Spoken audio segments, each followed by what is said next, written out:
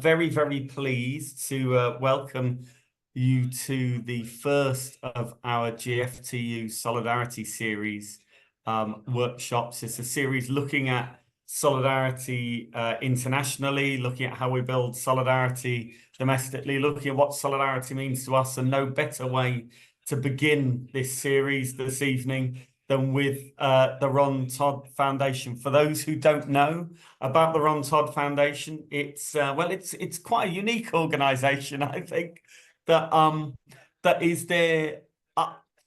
I will put it in my words, and Bianca can correct me with everything I get wrong, but that is there to build on the bonds of solidarity that hold us together as a movement. The Ron Todd Foundation is about making real the commitment we make as trade unionists to stand in solidarity with each other and to support each other when we need that support. It's been going for many years now, run by Bianca. And she's done lots of workshops for us at young members events, at other GFTU events. And there's one thing I'll say in the opening here, that whenever we have, and I mean this in the very best way, whenever we have Bianca working with us on a session, I never know what's going to happen next. So prepare yourselves for what will hopefully be a fantastic evening discussion.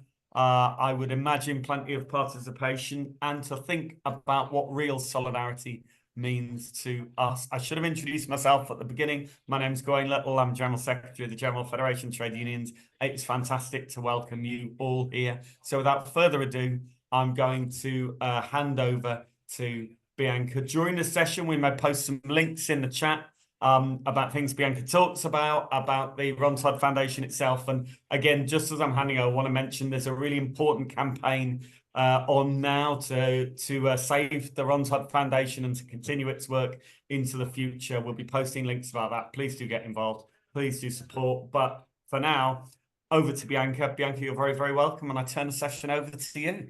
That's great. Thanks, Gwen. Solidarity always. And hello to everybody here.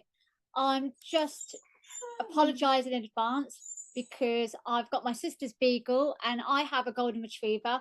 And like children, they're always quiet until you go online or until you're on the phone, and then suddenly they woof. So apologies if you hear the beagle woof in a minute and I have to quickly zap him out of the room.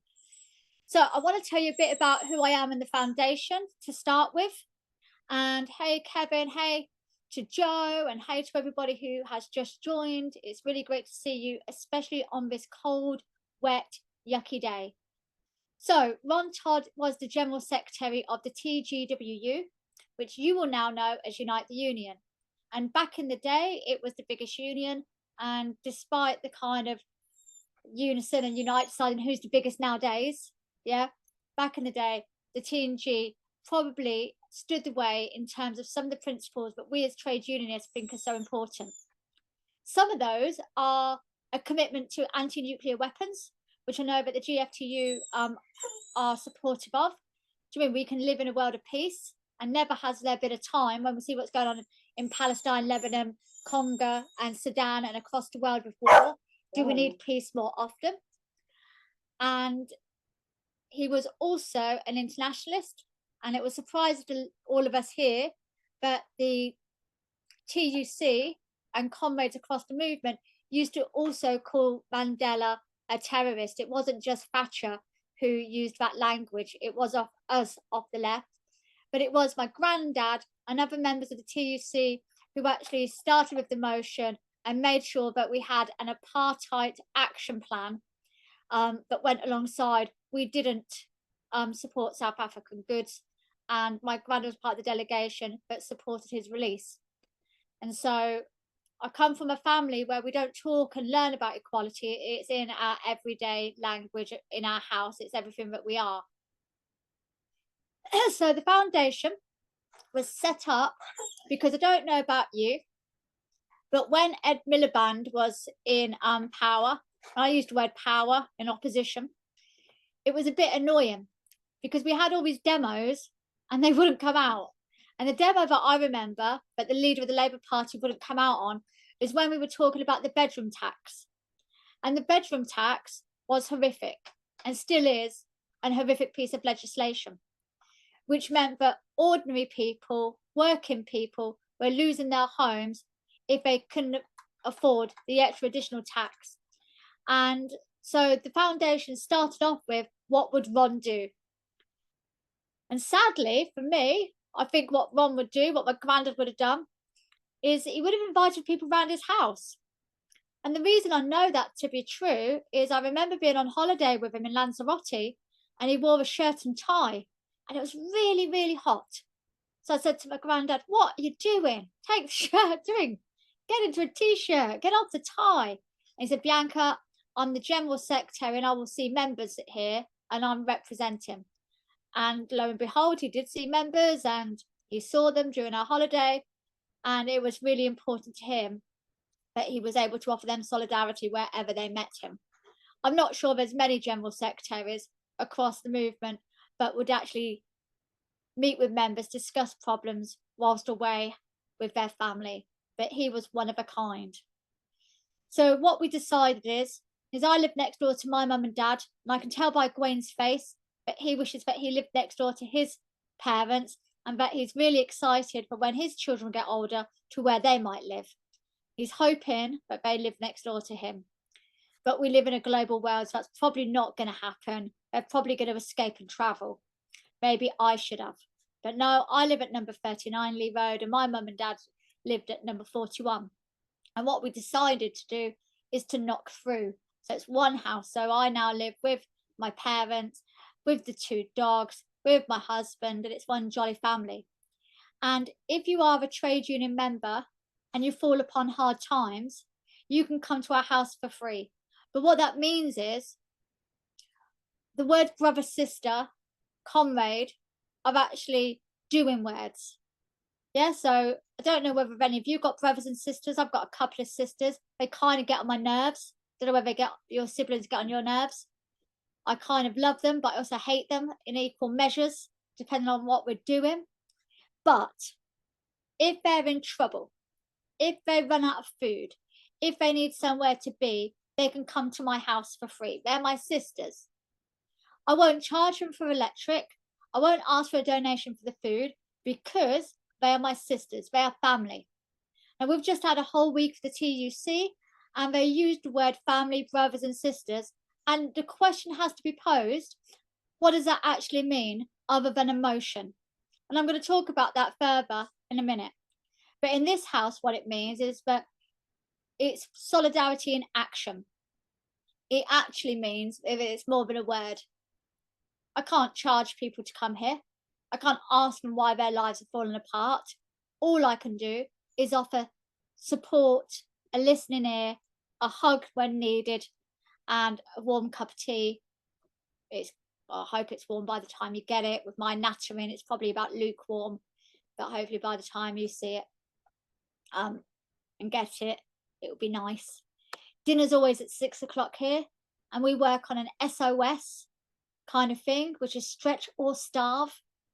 And when there's a few of us here, we eat well, and when there's lots of us here, we eat a little bit less well, but we all eat together, because it's round the dinner table that we learn more about each other's lives.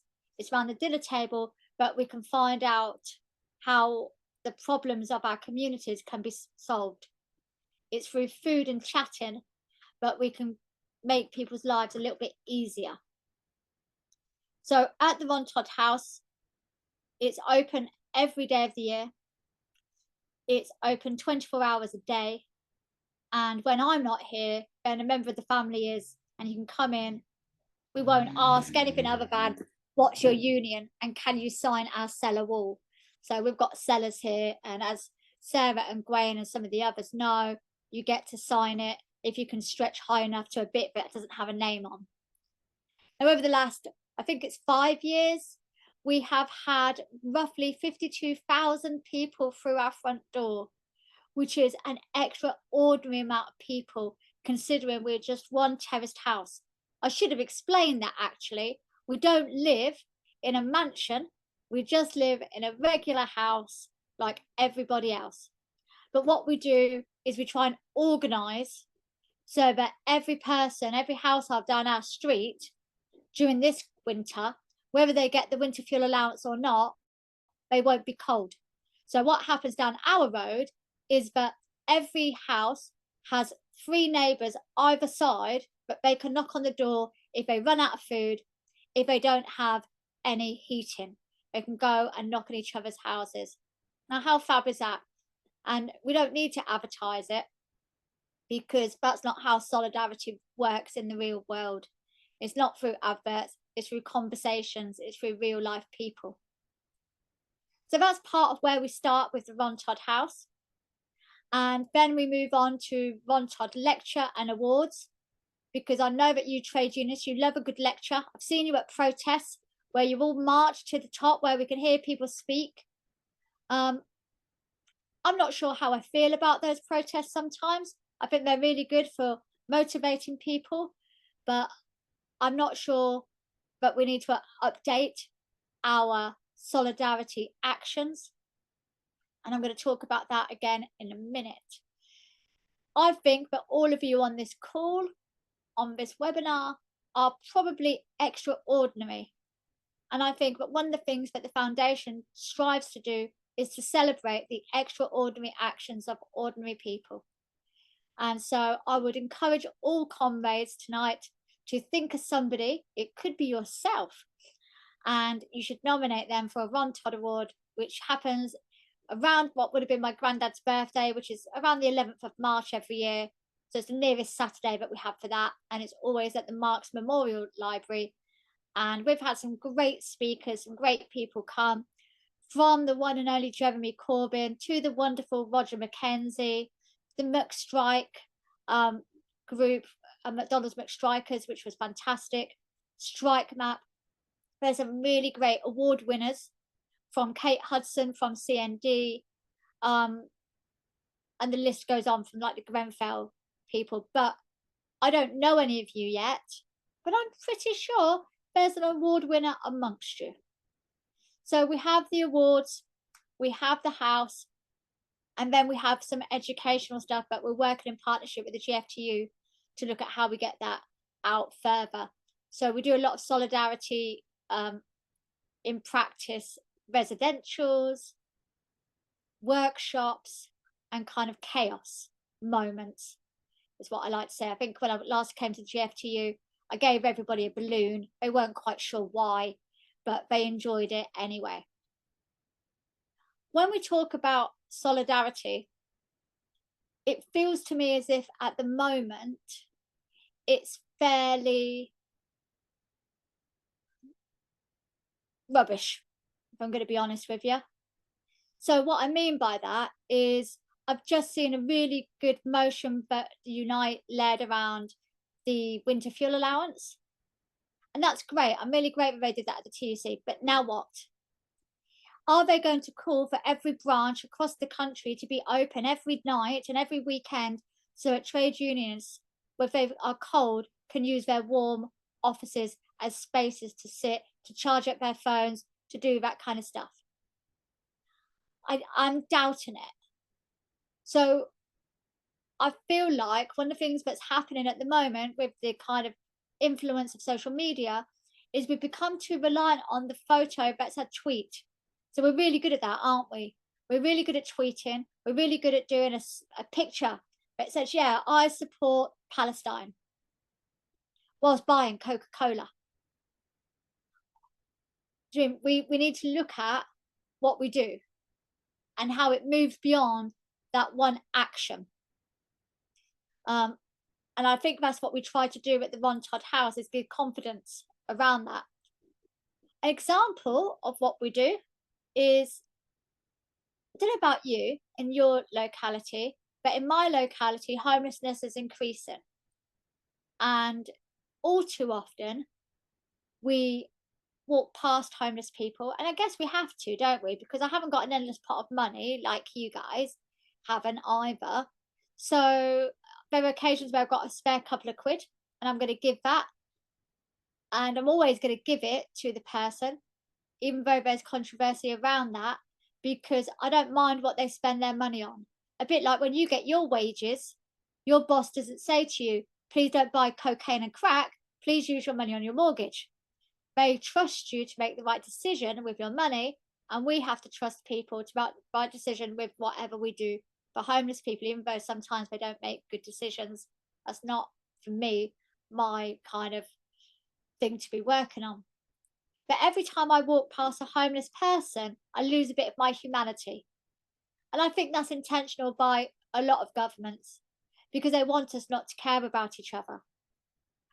And I know that some people on here have heard this kind of analogy before, but what concerns me is that if I go to my park, which is only a couple of minutes away, and I see a dog woofing and I look round and there's no owner. So I think, you know what, I'm going to have to phone up the RSPCA or whoever and say, you know what, there's a dog woofing. He looks like he's homeless. Please, can you go and capture him? So let's say the RSPCA go out to see the dog. I don't think they say to the dog, I need you to stop woofing. And when you stop woofing, we're going to get you somewhere to live. We'll get you a kennel. They just pick up the dog. Doesn't matter how naughty it is, how woofy it is, and they take it back. They put it in a warm space immediately, straight away. And yet, tonight on the streets, in this horrific rain, there are people sleeping on our streets, with people having walked past. And I have to wonder where our solidarity is for people. And when that happens, how we move along that. So, as well as me giving my spare couple of quid when it happens to people who are homeless, I like to do something practical. So, what I do is I get rucksacks, I fill them with goodies, and then I distribute them as well. So, around this time of year, we work with a variety of different organisations, people, as individuals, voluntary sector, churches, mosques, trade unionists, and try to get as many rucksacks out as possible. Now, that's something that each of your branches can do quite easily. Fill it up, woolly hat, jacket, pair of socks, flask so people can get warm food and keep it and a warm drink, because many shops will offer people free tea and coffee or free hot water, and sleeping bags, and then distribute it. And there's nothing nicer than doing that. I remember speaking to people at the CWU when I've been to their conferences, because one of the good things about being a third sector organisation is we get to visit a variety of conferences and see it from the outside. But what occurs to me when I visit different conferences is that everyone eats really well because you've all got your expenses. So at home, you might be eating at Wetherspoons, but when you go out, you're eating at Miller and Carter and you're having a great time. At home, you might think to yourself, I will only have one beer, but when you're at conference, you might have a couple more. And I wonder whether if we gave each other one less pint, or we ate in a place which was slightly cheaper, whether we could do something a little bit more exciting. Why don't we each union buy loads of sleeping bags and then go and distribute them to those people who are homeless? Because what it seems to me happens, and the TUC is an example of this over the week that we've just seen, is thousands of activists are there. But I wonder where the activism is. So in Brighton, there are lots of homeless people. There were hundreds of trade unionists, and we didn't do anything. We walked around each other. We went to socials. We went to please each other and listen to fringe meetings, but we actually didn't do any practical solidarity for the people in the community of which we came to visit. And we can't change homelessness overnight because we're not the government. And even if we were part of the government, this government doesn't seem like they're going to do anything about much at all. But what we can say to people is, we can't give you a home, but we can make sure you're not cold tonight. Now, when the trade union movement starts to do things like that, then what will happen? Ordinary people will want to donate and become part of it. Because at the moment, every penny counts. I don't know about you guys and girls and humans of the world, but money's tight at the moment. Every penny counts. I remember when I used to go to Aldi and come out with 4 bags of shopping for 50 quid. I go to Aldi, spend 50 quid, and I've got a bag and it's of nothing. And it's gone. Do you mean it's really, really hard? So there must be a better way of us doing things for each other that can help. Because it's me and you who could be homeless next. We're all one paycheck away from that. And that kind of leads me like onto the campaign that Gwen kindly just mentioned, which is we don't own Ron Todd House. It's a rented house, and we've rented it for a few years now. And like all landlords, the laws are changing, and they're changing hopefully for the benefit of the tenant. So lots of landlords across the country are now evicting people because they don't want to adhere to the new laws. And the new laws give tenants more security by removing the no fault eviction. So our landlord has decided that not only is he going to increase our rent by £1,000, but he wants to evict us. Now, when 52,000 people are through your door, we know that we have a fight to keep the house open. So if you check out our Twitter, our Facebook, our Instagram, or even our website, you can see our crowdfunder where we're trying to raise £300,000 so it can buy the houses and never have this problem again. But more than that, what we're looking to do is create a Ron Todd network, because some of the things that I'm describing, people think, you know what, I wouldn't mind doing that. I bet amongst you there's a person here who wouldn't mind somebody borrowing their phone if they got stuck in the community that they live in. So what we want to do is a bit like how you can see the strike map and you can look on the strike map and see where you can go to offer solidarity. We want to create a map where people are offering practical solidarity. So that if I miss my train and I don't have any money, I don't have to sleep on the train station. Someone will help me.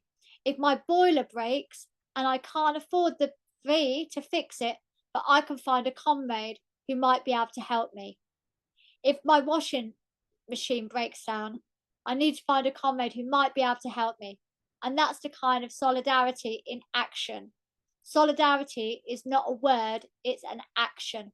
And that's the main difference, I think, that I'm going to be kind of highlighting in comparison to other speakers in this series. And I think it's also really important that we have a look at how we support organisations from third sectors who come and support the movement. So, for example, I know that lots of branches get speakers in, but I want them to do more than offer expenses. I want people to pay for people's time. I want them to pay good money for people's time. I think people are worth it. I wonder what you will do for free, but really we should be paying people to do. So I don't do litter picking, not because I like litter, but because I refuse to let the council let me volunteer and do it when I think it's somebody's paid job. Because that's what used to happen down my street. I don't know whether that happened down your streets, but there used to be a couple of people who used to come and pick the litter up. But now I'm expected to kind of take a photo of it, send it to the council, and hope that someone comes. And now I've got a voluntary group in Northampton. They're called the Wombles. They're fab, well intentioned, but it lets the council off the hook for having to take responsibility for anything in their community. Sometimes, and I don't know whether Gwen finds this or Sarah, activism is really boring. It really is, because we're speaking in an echo chamber. Echo, echo. That's that's what's happening. We're not speaking to anybody who disagrees with us, and I find that a real big struggle. So we were thinking of ways that we can change that. And one thing that I learned is that lots of people really like a daffodil, or a gladioli, or a sunflower, and it makes them smile. So what we decided to do is to do some guerrilla gardening. Now there's loads of ways to do guerrilla gardening. I'm going to tell you a couple. So the first way is this is a bit time consuming, so I apologize for this one, is you get some seeds. Try not to buy cannabis seeds. because although people might want to get stoned, no one's going to look good. There's going to be no publicity from that. So I try to do some kind of basil mint type seeds, things that I know will grow easily. And you put them in a brown envelope, so it's anonymous. So only you know, but you're not actually giving people cannabis. They're hoping that you might be. And then in a paper bag, you put some soil, you put a little pot, and on the bag, we put tell us your story, and then we give a time where we're going to be, but we do it within 5 days. Because after 5 days, people aren't coming, they've forgot, life has happened. Then what you do is you put all of those kits together. And that's quite fun if there's a group of you. Now, it depends on who you are, whether you want to dress up as a gorilla. Some people do want to do that. They are insane, but fun. So you can dress up as a group of people or not, but you have to then distribute your gorilla gardening kits with no one seeing. Because the idea is that you don't want people to know who distributed their gorilla gardening kit. We chose a locality in Northampton that's in the top 5% of deprivation in the UK, an area that's called Castle Ward, and distributed 6,000 gorilla gardening kits. And then we waited and listened to people who were saying, I wonder who this is who's done this. What have you got in your seeds? Are you going to grow it? And then we started seeing people's plants growing on balconies. So where it does two things, it makes your community look nicer, which can never be bad, but it gets people talking. Neighbours were asking, because when they woke up on a Sunday morning, they saw their whole street had a gorilla gardening bag on it. How strange. So on our gorilla garden kit, we said, come and join us for a picnic. And when we first did that, to be honest, I didn't think many people were going to turn up, but hundreds of people turned up. And it gave us a really good opportunity to do something that I think sometimes the movement is failing at, which is deep, authentic listening, where we're not offering solutions, we're just hearing people and sitting with them in their discomfort.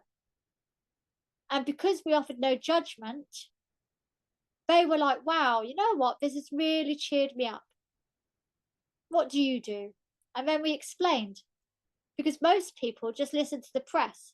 Remember that the Sun and the Daily Mail, whilst they're no friends of the movement, they are friends of the right wing, and they are friends of people who struggle with literacy. We know that the Sun's target audience is a kind of 5 to 6 year olds reading age. Yeah. So what they're used to is the media that they connect with will always say trade unions are bad, they're striking, they're ruining your community, don't support them, you can't trust them. And then all of a sudden, here we are giving out gorilla gardening bags, having a picnic, and listening to their story. From that process, we managed to sign up, I think, 500 roughly people to Unite the Union's community membership, which is phenomenal. And the reason we also do that is, I don't know about you, but when I go to any conference or any protest, I remember going to the People's Assembly years ago, and before I got through the door, I had a tree of flyers. Yeah, and you put them in your bag, don't you? You think, I'll read them when I get home. But I don't. So I look at the flyer and then I put it in my bag and probably in the recycling. So it's not working anymore. People don't engage in that same way, but they will engage with the plant, because every time they're in their house, they're going to be reminded of somebody who did a nice action for them. If you are lucky or unlucky enough to come to one of the courses that we're running with the GFTU over the next year, then you'll see that the other thing that we do to remind people about who we are, what solidarity is we take a photo of you with one of those Polaroid cameras at the beginning.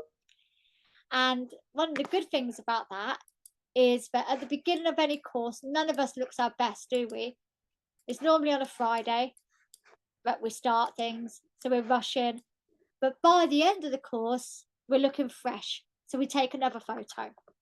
And on that photo, we get people to write down how they found their training. And we give them a photo. Now I know that photo is put on people's fridges, it's put in people's books, it's part of their surroundings. So every time they go get a pint of milk to have a cup of tea, they're reminded of what solidarity means. So what we have to do is we have to find ways of being in people's houses and reminding them that they have the power to create change. And we think that's really important.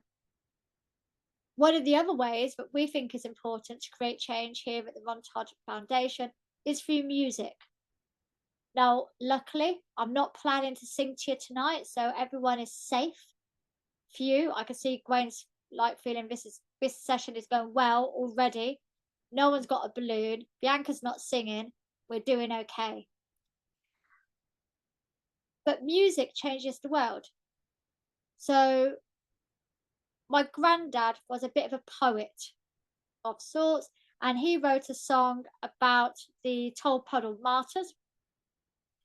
And we got someone to put it to music, and that sells through Chilled World Records, which is our label, on every territory of the world. But every time somebody buys that, we sponsor that person or a person to become a trade union member, which is a fantastic thing. There must be a better way to create fighting funds where people don't have to make applications and embarrass themselves to get financial support. Wouldn't it be great if we had a trade union album that doesn't just contain Joe Solo and Billy Bragg, but contained a wide range of people all across the movement, especially our young people, so that we could actually create social change?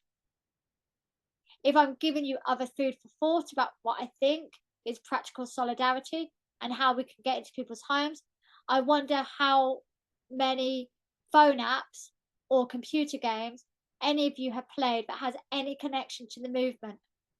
I'm going to go with 0, because yet again the movement has failed to keep up.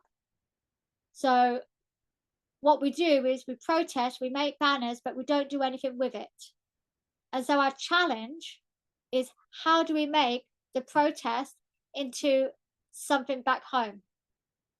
I wonder when we're going to stop asking people to come to London and we're going to start asking people to meet in their own communities.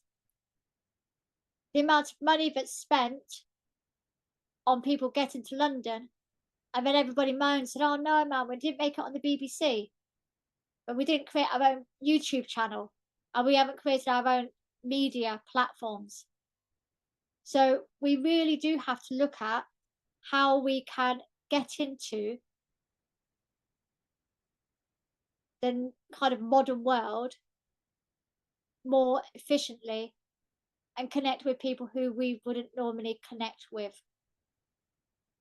I guess at this point, it's a nice point to have a little pause. I'm going to have a sip of the water that I told you lot to all replace with wine and beer or cups of tea. And if you have any questions or any thoughts, that would be the point where we'll do that. So I'm just going to give you a 2-minute, because otherwise you've just listened to me for half an hour non-stop, which seems pretty crazy to my brain. So if any of you got questions, please stick them in the webinar chat and I will answer them. And if not, I'm going to be waffling, hopefully with some distinct point in a moment. Yeah, so have a stretch of your arms and legs, have a wiggle, yeah, because it's been a long day. You're missing EastEnders for me now, so everything has got a little bit real. Does anybody have any questions? Okay, thank you, Bianca, and some challenging and interesting thoughts.